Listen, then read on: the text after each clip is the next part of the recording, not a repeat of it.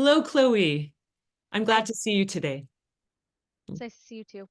My name is Karen. I use she, her pronouns. Is Chloe your preferred name? Yes, And your pronoun she, her? yes. Great. Thank you. Have you ever been in therapy before? No. No, no. Well, it's a big step, and I'm glad you're here. Today is going to be a little different than if you were to continue with therapy. Today, I'll be asking a lot of questions. I'm trying to gather information for the next 30 minutes or so. This is in order to make a treatment plan going forward. If you see me looking down, that's just because I'm writing notes. I am paying attention. Um, we ask all our clients a spectrum of questions, and some of them will be applicable, some of them you won't, they may not be. And I just want you can answer whatever you're comfortable with. I'm sure if we go forward, you may revisit these at any time. And even during the session, today's session, if you think back and remember, you can always add. Some of the questions cover some sensitive topics, but whatever you're comfortable with. And everything we discuss in this session today is confidential, with the exception if you express a desire to kill yourself or someone else, if I suspect child abuse or elder abuse or the abuse of someone with a disability, or if you're here under a court order. Otherwise, whatever we talk about is private. You always have access to your records at any time. All right? Yes, thank you. Okay. Okay. Now, are you thinking about killing yourself today? Mm-mm. Okay. All right. Well, can you tell me what brings you in today? Um, well, I was seeing a sports medicine doctor, Mhm. Larry Nassar over at MSU.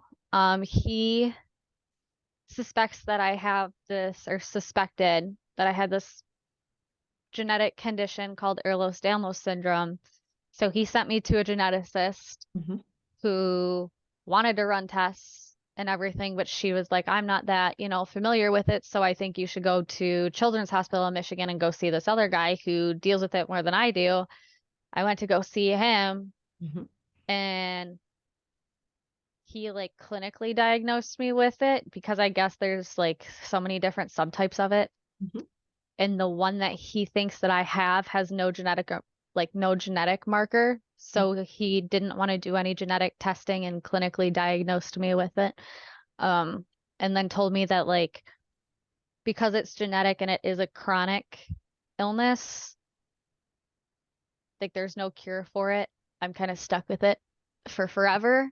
Mhm. And being so young and I should come see someone to help me Mhm. cope with it, I guess. How did you feel when you first heard the news? Um, I Mhm. mean, it's genetic. There's nothing I can do about it except accept it. Otherwise, I'll be miserable. So, When was this that you were diagnosed? mm, a few weeks ago, So pretty recent. yeah. Do you take medication? You said that there was no treatment, but is there medication involved and have you noticed any changes or not yet? Um, no, not really. I mean, I'm pretty active. And the condition like affects my connective tissue. So, my ligaments, my tendons, my skin, my blood, um, Hmm. all of that type of stuff. So, like, I guess because I keep myself in such like a good physical condition, that's probably why I don't have like the chronic joint pain or anything like that yet. But I guess there's, it could exponentially get worse and almost like I don't Hmm. want to say overnight everything could take a 180, but Hmm. there is that So it's kind of possibility. abstract right now. Hmm. Hmm. Yeah, I mean, there's not many people know about it. At Mhm. least, like, I haven't run into any other doctors that have said anything or even know what it is. So, Have you told your family? I know that on your form you said that you live with your mother and your grandparents. Do they um, know? my mom went with me to the doctor's appointment where I was actually clinically diagnosed. Okay. So she knows. Um, I guess, I don't know. I don't go out of my way to tell people, Mm, but mm. at the same time, I don't really think if someone were to ask, I'm not gonna disregard it, I guess. Uh-huh. Mhm. Yeah. Do you have any other medical conditions right now, or is this it? Aside from like allergies and stuff, I don't think so. Okay. All right.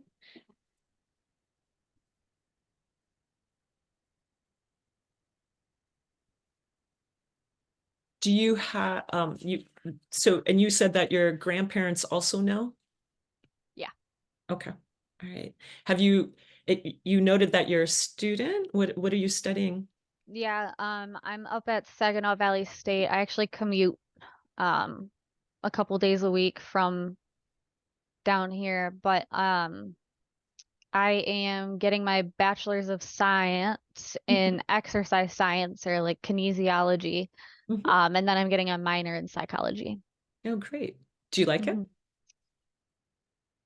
Yeah, it's difficult, but I enjoy it. Hmm. Do you have you been able to make friends? That sounds like quite a bit of a commute. You might not be able to stay on campus very much. I don't know. Um, I mean, it's not like I don't get along with people or I Right. don't know anyone. But like I haven't created such like strong friendships to where like if we're not on campus, I'm gonna go out of my way to hang out with them. So And you also said that you work at a gym. Is that right? yeah, yep, the local gym. Uh-huh. Is it kind of a hardcore gym or is it like the No, Y? it's attached to our old high school, so Okay. it's I mean majority of like athletes and then staff and faculty and students use it.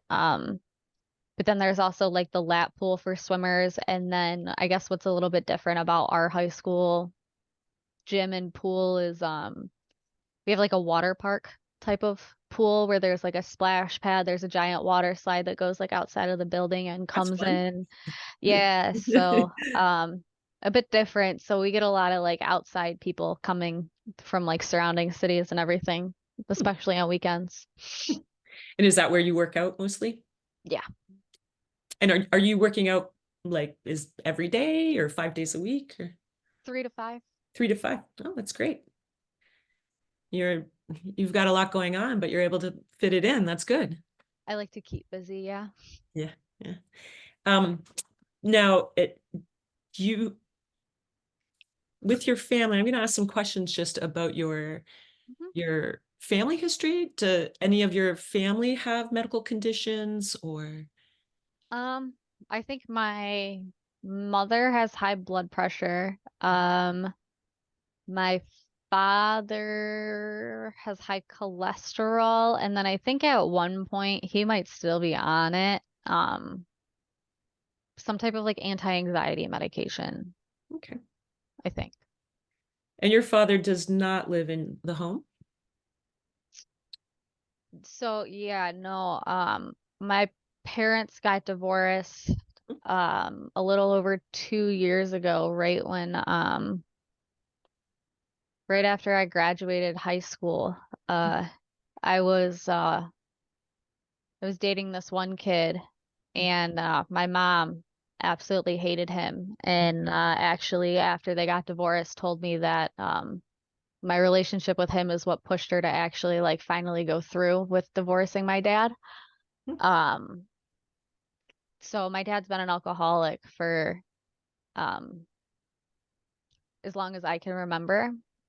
And so after a screaming match in the car with my mom one day, she told me that she didn't want to divorce him sooner because she um, didn't want to have like partial custody and then me be in a house alone with him at Mm, any point. So she just stayed in the relationship until I was 18 mm, and alone, or not alone, but like I could make the decision about like for myself where I wanted to go.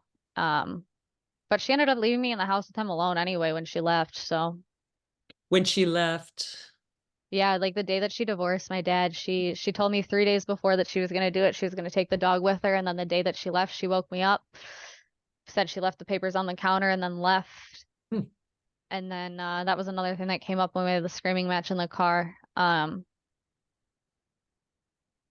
Like how she expected me to ask to go with her. I hmm. was a kid. I mean, I still am a kid, but it was like you're leaving and you're leaving me here, so why are you expecting me to ask you if I can go with you? You should be asking me if I want to come with you because yeah. Anyway, So, so she left and relocated, and then you eventually joined her? Or did she go um to her parents? Is that how you ended up? yes, yeah. Ah, So because my grandparents were getting older, she didn't want to take money and buy her own house and everything like that.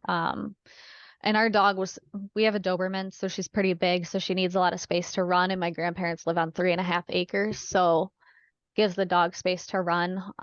But after my first semester of my freshman year of college, I was living with my dad at the house that I grew up in. Um, but then because my mom didn't want me there, but there was no space for me at my grandparents, she sent me away to school.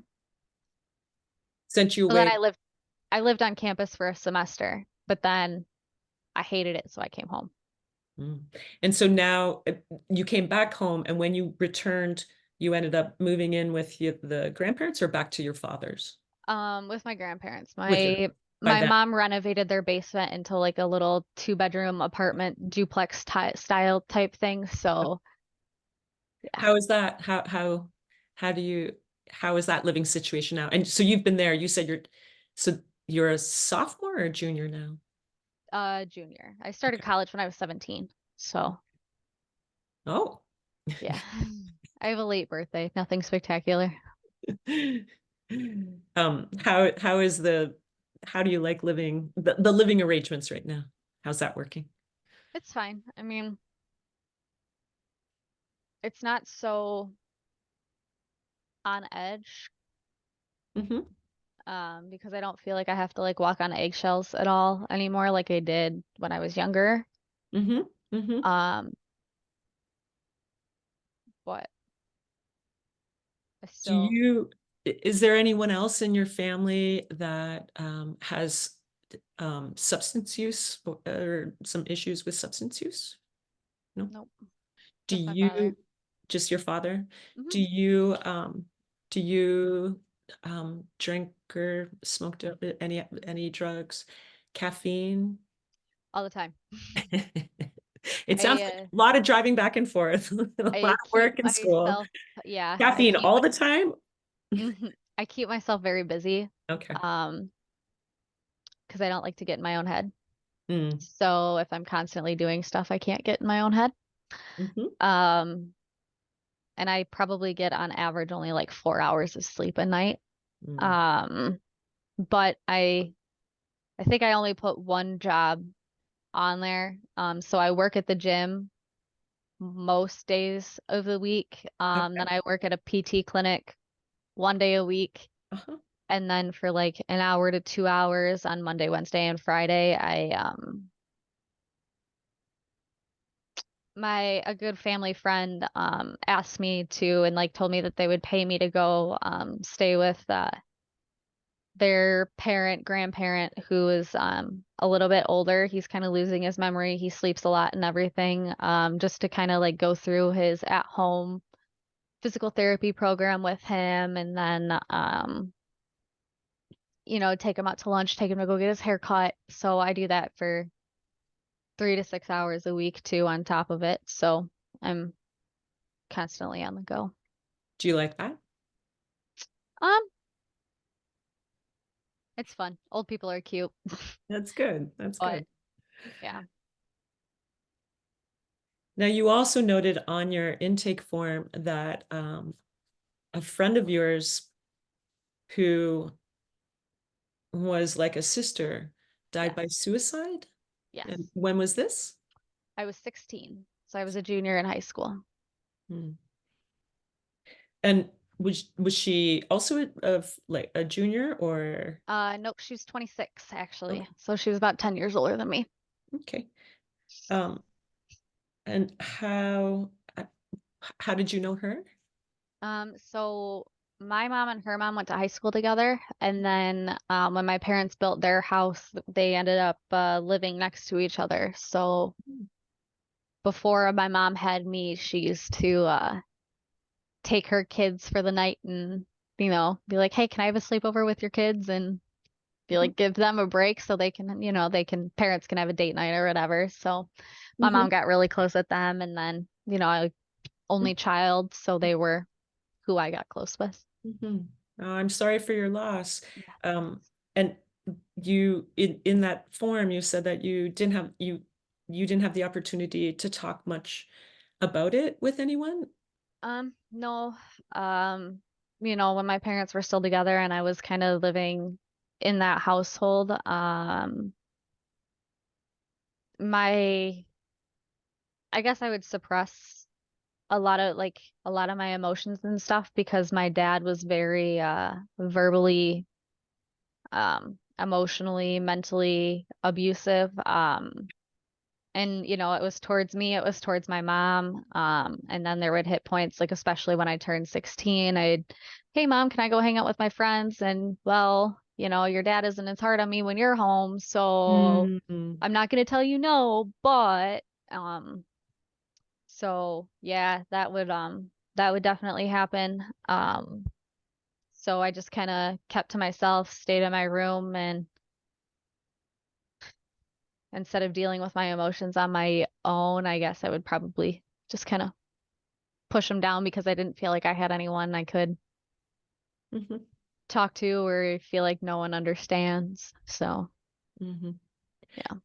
Have you been able to since then, have you been able to talk to anyone about your friend's suicide? Um, I mean, not really. Mm, Uh, just because I don't like people seeing me cry. mm, So it's hard for me to open up to people about it. But at the same time, um, my mom has also never been one to show emotions. So I feel like it's very difficult for me to have the confidence to ask her if I can talk to her about something. mm, mm. So, You said that you don't like people seeing you cry. mm-mm. Is there a reason? Because mm, mm, I not never sure. thought about it. It takes a lot for me to cry too. So, Mhm, I mean, I'm not like I've had friends for a long time tell me that I was heartless because I mm, would never cry. Um, mm, so I think it's one of those like because that's the persona that I give off mm, that mhm. now I feel like I can't cry when I actually want to cry. But Do you do you think you're heartless if you're unable to cry? Don't think that. nah, I'm Mm, just me. mm. So I mean, that's a really difficult. What are you have two um, pretty big things, trying to deal with your friend's suicide. I know that that occurred a while ago, but it sounds like there's a certain amount of delayed grief that some of the process that we naturally go through, the tasks of mourning were thwarted a little bit. Yeah. And you have this chronic illness. Obviously, you're here, you're working many jobs, you are resilient. What are some things that feed you that help you cope with some of this? And I know you're here because you want additional help, Hmm. but you clearly you've done a lot already. So what would you say some of your strengths or what you've been able to utilize inside? I mean, I try not to stay in my head, Okay. um, which I think, Distraction or oh yeah, no, everything. I mean, like if I get pissed off, I usually go work out. I either lift heavy or I Mhm. try to run. I'm not good at running. But yeah, no, I keep busy. Doesn't matter what it is. So between work, school, homework, I mean, I'll majority of my friend group is from where I work, Mhm. at the pool and the gym. So there's t even times where like if I'm not on shift and I go to the gym, I'll be there for like 4 hours just because there's people there that I can talk to and I don't want to go home because if I go home, I get in my own head and then it just rabbit holes and spirals from there. What So, happens when you get too much in your head? What are some things that you think about? um, I don't know. Mhm. I guess I don't really, I mean, I don't really pay attention to it, but like a lot, okay, so like usually what ends up happening is like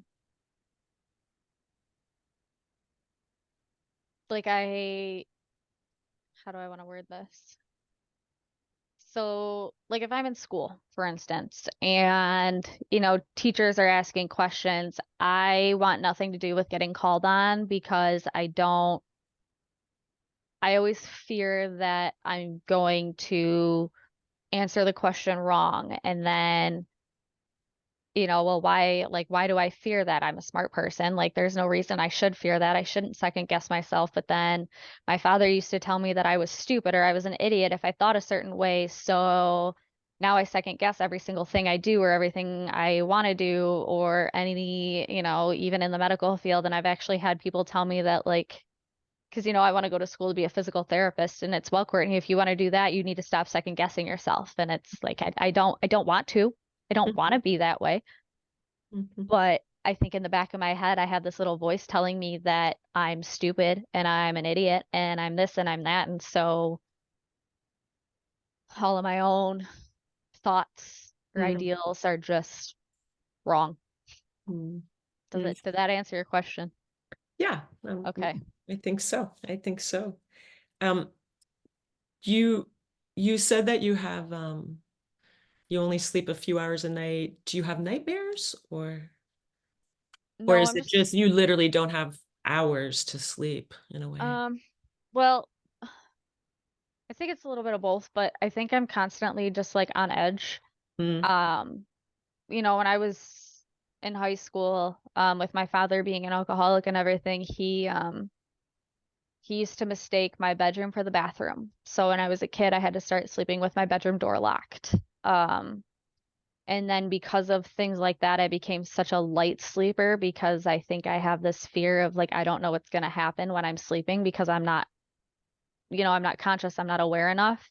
Mhm. So I became a very light sleeper to the point where like if while I was sleeping, I was facing my bedroom door. My dad was usually the first one to wake up. And he would turn on the hallway light. Simply him turning the hallway light and me seeing the light at the like underneath the door frame would Mhm. wake me up instantly. Mm. Um, and I've been a light sleeper ever since all of that. Like a simple phone will vibrate once, it'll wake me up. Mhm. Mhm. Um, Do you feel like you're on edge? right now, Yeah.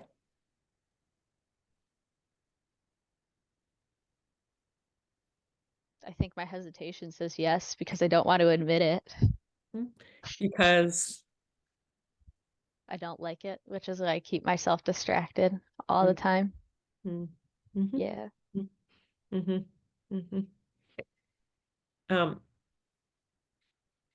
do you let's see, I'm gonna circle back to a hmm few. You have health insurance? Yeah, through my mom. Are you in the military or have you been? Mm, mm.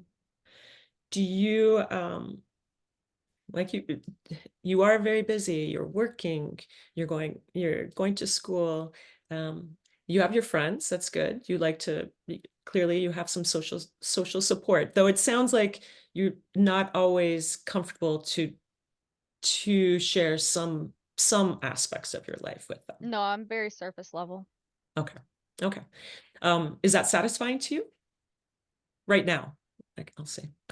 Mm. It gets me by. I mean, I'm very if they ask me a question, like I'm not gonna I'm honest, I'm open, like I don't care, but at the same time, like I'm not gonna go out of my way to say like, "Hey, this is what I'm going through," or "Hey, this, whatever, like I want to talk about this," or anything like that. So I Y- don't speak Yeah. unless spoken to Huh? Do your friends share some pretty heavy things with you? all the time. Yeah. And you're able to be there with them Yeah, because to I'm not hold that thinking about space. myself. Mhm. Mm. I think that happens with a lot of people, you Yeah. know. We're able to have empathy for others, but it's more difficult to hold the space for ourselves, right? Yeah. Um, do you do any other activities? Read, watch TV or movies or anything else that gives you joy? Um, Aside from like going to the gym and stuff, I paint. Oh, I like art. oh, great. Um, Do you paint calligraphy. like large, small? What anything? Doesn't matter. I mean, I'll even like I just building things. So even if it's like I just got a new car and so I hate the color chrome. I don't like chrome accents on a car, so um I painted it all rose gold. Ooh. Um What color is the base? White. So it's a white car with black accents and then anything that was chrome I turned to a rose gold. Nice. That sounds Yeah. good. Yeah. Yeah. So I mean it doesn't have to be I mean I guess that's another form of painting, but like it doesn't have to be like paint on a canvas or paint on a paper. Hmm. I Hmm. just like to be creative. Hmm. Hmm. Well, we're coming close to the time. Is there anything else you'd like me to know? And one other thing I'd like to circle back a little bit to is you mentioned Larry Nassar, Mm-hmm. and certainly I'm as as you're aware, he's in jail now. We're and again, you whatever you're comfortable with sharing. I don't know Yeah. if you also experienced sexual abuse by Larry Nassar or. Um, no, no, like physical anything. He's made some suggestive comments to me. Mhm. Um, but I guess what I neglected to tell you too is I saw him when I was like 15. Okay. So with my chronic illness, we thought that I had it for 4 years before I was actually diagnosed with it, which is where I knew that like a ton of doctors don't know about it or whatever, which got really frustrating. And then when I actually went to go see that geneticist, he kind of looked at me and was like, "Well, if you know everything, why are you here?" So I have a very Mm, sour thought process around all of that. But yeah, no, he nothing physical. He just said some suggested things that a 15-year-old wouldn't understand, but now being 19, it was what did he tell me? Because of my genetic condition and how my joints are, my body is and everything. He told me that the ringtone on my phone should be super freak because I was super freaky mm, mm, at 15. I didn't know what the connotation of the song Super Freak was. And then after I found out about him going to jail and everything, I listened to it and then it all clicked, it all came together. mm, So I mean, I guess it makes me a little bit weary of older males and how they present themselves towards me. mhm. Um, You made the comment